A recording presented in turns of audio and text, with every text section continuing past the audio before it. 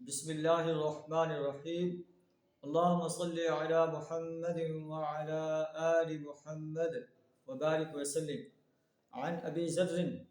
رضی اللہ عنہ انہ سمع النبی صلی اللہ علیہ وسلم یقول لیس من رجل ادعا لغیر ابیہ وهو یعلمہ الا کفر رواہ البخاری۔ حضرت ابو ذر رضی اللہ تعالیٰ عنہ روایت کرتے ہیں کہ نبی صلی اللہ علیہ وسلم نے فرمایا کہ جو شخص دانستہ طور پر اپنے آپ کو حقیقی باپ کے علاوہ کسی اور کی طرف منسوب کرے الا کافرا تو وہ کفر کرتا ہے۔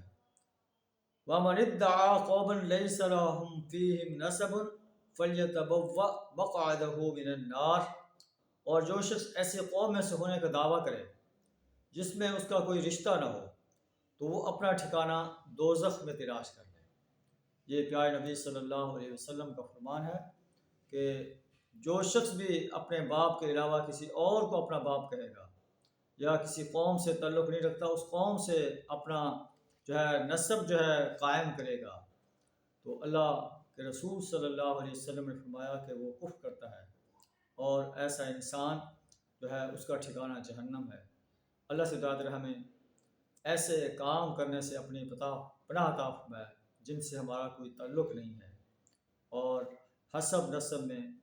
اپنا حسب نسب قائم رکھنے کی توفیق عطا فرمائے، اور کسی ایسے چیز کا حصول کو حاصل کرنے سے اپنی پناہ عطا فرمائے جو ہماری ملکیت نہیں ہے۔ وآخر دعوانا الحمد للہ رب العالمین۔